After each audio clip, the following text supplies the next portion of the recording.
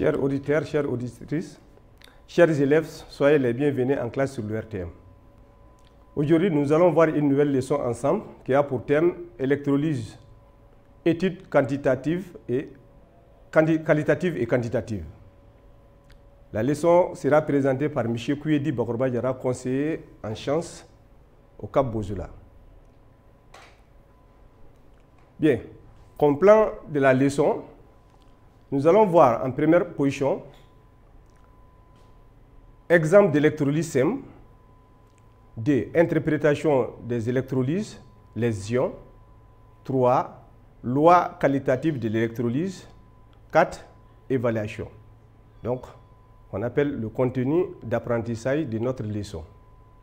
Bien, donc comme objectif pédagogique opérationnel, à la fin de la leçon, l'élève doit être capable de réaliser l'électrolyse de chlorure de cuivre 2, entre parenthèses CuCl2, de l'acide chlorhydrique, entre parenthèses HCl, définir un ion, un cation et un anion, interpréter l'électrolyse d'une solution, énoncer les lois qualitatives de l'électrolyse. Ça, ce sont nos objectifs d'apprentissage. Comme toute leçon, il faut un objectif d'apprentissage. Ce sont les objectifs d'apprentissage de notre leçon. Bien, on continue. Études qualitatives. On va essayer de se rappeler la définition de certains mots comme l'électrolyse. L'électrolyse consiste à produire des changements chimiques par passage du courant électrique à travers un électrolyte. Donc, qu'est-ce qu'un électrolyte? Un électrolyte, c'est la solution à décomposer. Un électrolyte est la solution à décomposer. Un électrolyseur est un appareil qui sert à décomposer un électrolyte. Donc, l'électrolyseur est composé de deux électrodes plongeant dans la solution qui est l'électrolyte. Les électrodes sont reliées aux bornes plus et moins d'un générateur. L'anode est l'électrode par laquelle le courant arrive dans l'électrolyse. La cathode est celle par laquelle le courant sort. Donc, ça, c'était quelques définitions. Donc, on doit se rappeler de la définition de ces mots avant de commencer la leçon proprement dite. Bien, donc, exemple d'électrolyse simple. Nous allons voir l'électrolyse d'une solution de chlorure de cuivre 2. Comme vous voyez, CuCl2. Donc, vous voyez ici le dispositif, ici le montage que vous voyez ici. Nous avons ici un électrolyseur. Donc, un électrolyseur ici, c'est un type qui a la forme de U. Donc, voilà un électrolyseur. L'électrolyseur ici, dans l'électrolyseur, nous avons ici des tiges ici. Donc, ça c'est l'anode ici. Et l'autre ici, ça c'est la cathode. Donc, les deux tiges sont appelées les électrodes. Donc, ce sont des électrodes qui sont en charbon. Donc, quand vous prenez une vieille pile, quand vous allez détruire la vieille pile, maintenant, la tige qu'on retrouve à l'intérieur de la vieille tige, disons pile, c'est ça qu'on appelle ça le charbon. Donc, les deux électrodes maintenant sont en charbon. Nous avons ici l'anode et nous avons ici la cathode. Donc, vous voyez maintenant qu'ici, les deux électrodes maintenant sont reliés aux bornes maintenant. Les bornes positives maintenant, ici, l'anode ici est liée directement maintenant aux bornes positives maintenant d'un générateur. Et la cathode aussi, qui est là, est liée maintenant ici à la borne négative maintenant d'un générateur qui est là, par l'intermédiaire maintenant de deux tiges, disons des deux fils conducteurs. Les fils conducteurs, un fil conducteur est un fil qui laisse passer le courant électrique. Donc ici, voilà ici notre électrolyseur qui est en forme du tube en U, donc dans lequel ici nous avons ici des électrodes qui sont plongées, ça c'est l'anode ici, et nous avons la cathode. Donc nous avons ici l'interrupteur qui est fermé ici, donc l'interrupteur communément appelé le contact du courant. Donc ici l'interrupteur est fermé. Donc l'interrupteur peut être ouvert ou fermé ici. Donc dans notre cas ici c'est fermé.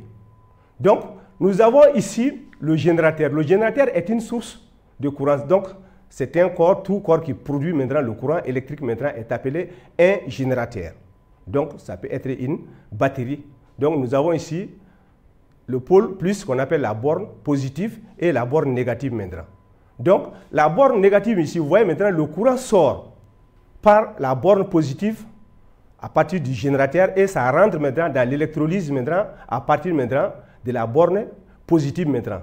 Et vous voyez maintenant, le courant sort de l'électrolyse maintenant par la borne négative et ça rentre maintenant au niveau du générateur maintenant par la borne négative. Les flèches indiquent maintenant ici le sens de la circulation du courant.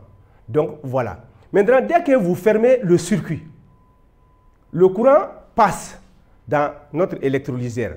Autrement dit, ici, l'électrolyseur contient maintenant une solution de chlorure de cuivre 2 de couleur bleue. Voilà ici la solution. Donc, dans notre type, dans notre électrolyseur ici, nous avons une solution de chlorure de cuivre 2, donc de couleur bleue. Donc, dès que vous fermez le circuit, à partir du contact ici, qu'on appelle ça l'interrupteur, le courant passe dans notre électrolyseur. Donc, vous voyez ici, au niveau de l'anode maintenant, nous allons voir maintenant, observer des bulles de gaz qui se forment sur la surface maintenant de l'anode. Donc, ici, ce gaz maintenant est caractérisé maintenant par son odeur désagréable. Autrement dit, une odeur suffocante. Donc, qui a aussi une couleur jaune verdâtre et qui a un pouvoir aussi de décolorer maintenant une solution d'indigo. Donc, ces gaz qui se forment au niveau de l'anode, ces gaz s'appellent maintenant le dichlore. Donc, c'est le dichlore qui se forme. Tandis qu'au niveau de la cathode, nous allons voir maintenant, constater un dépôt de cuivre qui se forme au niveau de la cathode, de couleur rouge. Donc, le cuivre se dépose au niveau de la cathode, tandis que le gaz, le dichlore, se forme au niveau de l'anode. Donc, dès que vous fermez le circuit, nous allons observer maintenant ici la formation de ces deux corps.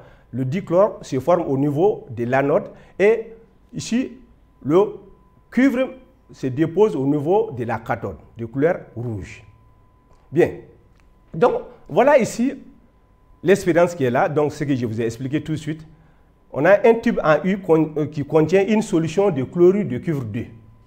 Ici, CuCl2. Si on dit que le chlorure de cuivre 2, ça veut dire que la valence de cuivre est égale à 2. Parce que le cuivre est un corps polyvalent. Tantôt, sa valence est 1, tantôt, sa valence est 2. Mais ici, notre cas ici, la valence de cuivre est égale à 2. Donc, de couleur bleue. Donc, ici, les électrodes maintenant sont des tiges de charbon. Donc, je vous ai montré les deux électrodes, l'anode et la cathode sont en charbon. Plongeant dans la solution, elles sont reliées au pôle d'une source de courant, qui est notre générateur, qui est la batterie ou bien pile de batterie d'accumulateur à l'aide de deux fils conducteurs. Je vous ai dit que le conducteur maintenant, c'est un corps qui laisse, tout corps qui laisse passer le courant électrique est appelé un conducteur. C'est un corps qui laisse passer le courant électrique. Et un interrupteur que je vous ai expliqué, c'est le contact. Donc, dès qu'on ferme l'interrupteur, de façon à faire passer le courant dans le circuit, donc, on vous a déjà dit qu'on trouve maintenant le dichlore au niveau de l'anode, et tandis que le cuivre se dépose au niveau de la cathode. Bien, donc voilà, sur l'anode, des bulles de gaz apparaissent. Ces gaz dégagent une odeur suffocante, autrement dit une odeur désagréable. Il est de couleur jaune verdâtre, c'est du dichlore. Donc la cathode se recouvre de cuivre rouge.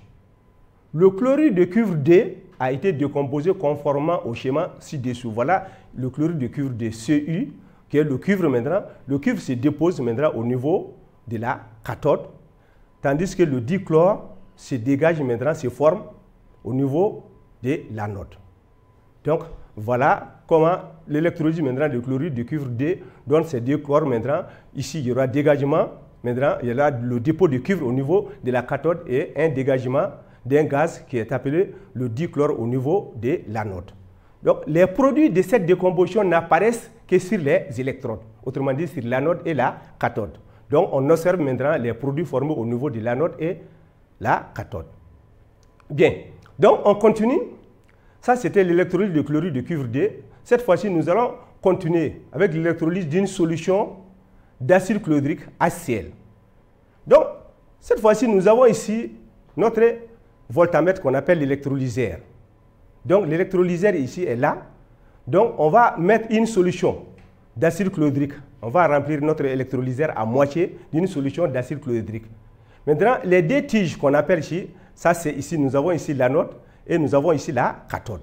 Donc, les deux tiges maintenant sont coiffées de deux éprouvettes. Nous avons ici une éprouvette qui est là et une autre éprouvette qui est là. Donc, nous allons remplir maintenant ces deux éprouvettes maintenant et on va coiffer maintenant les deux électrodes maintenant par deux éprouvettes qui sont graduées. Donc, après, on ferme le circuit à partir de notre interrupteur ici. Donc, le générateur est là, c'est pour fournir le courant électrique. Dès que vous fermez le circuit à partir de l'interrupteur, le courant passe dans la solution. Donc, si le courant passe dans la solution, on observe maintenant des dégagements des gaz au niveau des deux électrodes. Autrement dit, au niveau de l'anode et au niveau des cathodes. Vous allez voir maintenant des bulles de gaz qui se forment. Donc ici, les bulles de gaz se forment aussi. Et ces bulles de gaz maintenant se rassemblent maintenant au sommet des deux éprouvettes maintenant. Des éprouvettes sont graduées. Donc, au niveau de l'anode maintenant, nous allons observer ici un dégagement maintenant, un gaz qui se forme ici, c'est le dichlore. Et au niveau de la cathode, il y a le dihydrogène qui se dégage. Bien. Donc, voilà, dans un électrolyseur contenant une solution de l'acide chlorhydrique avec électrode en charbon, fermons le circuit et observons. Quand on ferme le circuit, on observe des bulles de gaz apparaissent à la surface des électrodes et se rassemblent au sommet des éprouvettes. Donc, à l'anode, on observe un dégagement, un gaz de couleur verdâtre qui décolore l'indigo, c'est le dichlore. Et au niveau de la cathode, le gaz détonne. Autrement dit, le gaz qui se forme au niveau de la cathode, au contact avec la flamme maintenant, ça donne des détonations, ça donne des petits bruits. Donc, on dit à la cathode, le gaz détonne en présence d'une flamme. Ce gaz s'appelle le dihydrogène HD. Donc, aucun phénomène n'est visible à l'intérieur de la solution. Autrement dit, c'est les deux corps formés qu'on trouve au niveau maintenant de l'éprouvette, à la partie supérieure des deux éprouvettes maintenant. Donc, aucun phénomène n'est visible à l'intérieur de la solution. Donc, ça, c'est l'électrolyse de l'acide chlorhydrique. Donc, on continue l'interprétation des électrodes, de l'électrolyse, disons, les ions. Donc, ce que nous avons vu tout de suite, pour les deux exemples, on va essayer d'interpréter les résultats. Donc, quelques définitions. Nous allons voir d'abord qu'est-ce qu'un ion. Un ion est un atome ou groupe d'atomes ayant perdu ou bien cédé. On dit perdre ou cédé. Donc, un ion est un atome ou groupe d'atomes ayant cédé ou bien perdu ou gagné, disons, un ou plusieurs électrons. Donc, il peut céder ou gagner un ou plusieurs électrons. Donc, on continue. Un ion positif appelé cation est un atome ou groupe d'atomes qui a perdu ou bien cédé un ou plusieurs électrons. Qui a perdu ou bien cédé un ou plusieurs électrons. Donc, quand un atome perd un ou plusieurs électrons, il devient un cation. Donc, le fait que ici les électrons sont chargés négativement, dès que l'atome perd la charge positive maintenant, négative disons, ici l'atome se charge positivement. Donc, je reviens, je reprends, l'électron étant chargé négativement, donc dès que l'atome perd l'électron maintenant, l'atome se charge positivement. Donc, on dit un ion positif appelé cation est un atome ou groupe d'atomes qui a perdu. Je dis perdu ou bien cédé un ou plusieurs électrons. Donc, la plupart des cations, qu'on appelle aussi des ions positifs, sont des ions métalliques, comme l'ion cuivre. Exemple, l'ion cuivre est un atome de cuivre qui a perdu des électrons. Donc, si on dit l'ion cuivre, c'est un atome de cuivre qui a perdu des électrons. Donc, il porte des charges positives excédentaires, soit D plus DE. Donc, plus DE. Donc, on le note comme ça, CUD+. Donc, le D qui est là, qui précède le signe plus, indique maintenant le nombre d'électrons perdus par le cuivre. Donc, le nombre d'électrons perdus ou bien cédés précédant le signe plus figure en haut et à droite du symbole. Donc, ça c'est en haut ici et à droite du symbole de l'atome. Donc, D+ signifie que l'atome de cuivre a perdu des électrons. Bien, on continue toujours l'interprétation des électrolyses. Donc, un ion négatif appelé anion est un atome ou groupe d'atomes qui a gagné un ou plusieurs électrons. Par exemple, l'ion chlorure est un atome de chlore qui a gagné un électron. Donc, il porte une charge négative, soit moins E. Donc, c'est moins 1 E. Donc, c'est E. Puisque c'est moins 1 et 1 là, qui est l'élément net pour la multiplication, on n'écrit pas 1. Donc, si on dit moins E, donc il s'agit de 1 électron. Donc, on dit, on le note, Cl-. Le nombre d'électrons gagnés précédent, le signe moins, figure en haut, comme la fois passée, en haut, et à droite du symbole de l'atome. C'est là. Donc, ici, l'atome de chlore a gagné ici un électron. Donc, il devient un anion. Mais ici, de nombreux anions sont issus des groupements d'atomes. Ce sont des ions polyatomiques, des ions qui sont formés de plusieurs atomes. Polyatomiques, c'est des ions formés à partir de plusieurs atomes. Bien, on continue. Exemple d'ion. Anion. Donc, on prend ici Cl-, ça c'est ion chlorure. Cl-, ça c'est ion chlorure. Donc ici, le chlore a gagné un électron. SO4-, D-. Donc ici, ça veut dire que le radical, l'ion sulfate, on appelle ça ion sulfate, maintenant ça veut dire qu'il a gagné ici des électrons. CO3, D-, ça c'est ion carbonate. Donc aussi lui, il a gagné des électrons. OH-, donc ça c'est un électron. Ion hydroxyde, il a gagné aussi un électron. Ici, NO3-, qu'on appelle aussi ion nitrate. Donc, c'était les anions, les exemples des anions. Bien, donc, interprétation de l'électrolyse. Donc, les ions chlorure se dirigent vers l'anode où ils cèdent leurs électrons excédentaires pour se transformer en atomes de dichlore. Ces atomes s'unissent 2 à 2 pour former des molécules de dichlore qui se dégagent. Vous voyez ici, nous avons ici ion Cl-, ion chlorure. Donc, lui, qu'est-ce qui se passe maintenant? Il va céder ces électrons supplémentaires maintenant. Il cède ici pour devenir maintenant le dichlore. Donc, si on doit équilibrer en ici, on a ici des électrons, Cl2, disons, on a des chlores ici, on a des chlores ici. Donc, on a des électrons ici, des moins, et on a des électrons aussi. Donc, voilà ici. Maintenant, on continue. Les ions CuD+ se dirigent vers la cathode. Un ion CuD+ capte des électrons cédés par la cathode et se transforme en atome de cuivre. Donc, c'est l'ion cuivre qui capte des électrons pour se transformer en atome de cuivre ici. Bien. Donc, exemple d'ion tout le temps, tout se passe comme si, par l'intermédiaire des ions, les électrons étaient transportés de la cathode vers l'anode.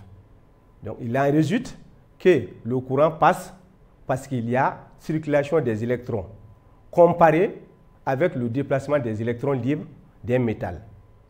Dans les électrolyses, les ions jouent le rôle de transporteur.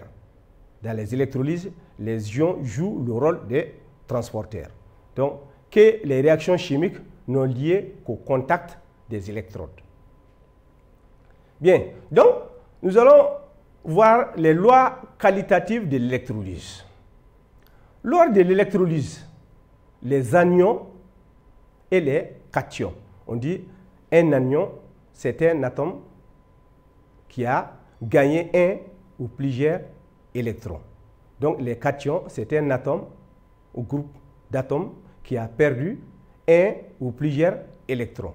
Donc, lors de l'électrolyse, les anions et les cations de l'électrolyse se mettent en mouvement ordonné. Qu'est-ce qu'on assiste? À la cathode se dirigent les cations. Donc, les cations vont vers la cathode. Cation, cathode. Donc, les cations se dirigent vers la cathode. Donc, ce sont des ions métalliques ou ions hydrogène. Et se dirigent vers la cathode. Tandis qu'à l'anode se dirigent maintenant les anions. Donc, anion, anode. Donc, il se produit un échange d'électrons entre les ions et les électrodes. Donc, l'anode collecte des électrons qu'elle arrache à certaines espèces qui viennent à son contact, tandis que la cathode cède des électrons à certaines espèces qui viennent à son contact. Donc, voilà, les produits de l'électrolyse apparaissent aux électrodes, mais jamais au sein de la solution. Donc, ça veut dire tout simplement qu'au moment de l'électrolyse, nous pouvons constater la formation des produits au niveau des électrodes, autrement dit au niveau de la cathode et l'anode, mais jamais au sein de la solution. Bien, donc, évaluation. Donc, ici, première question, on dit définir 2 points, électrolyse, un électrolyseur, un électrolyte, un ion, un cation, un anion. 2. Électrolyse d'une solution de chlorure de cuivre 2 à partir d'une expérience et interprétée. Donc, troisièmement, énonce les lois qualitatives de l'électrolyse. Chers élèves, merci pour votre attention et on se donne rendez-vous au cours prochain.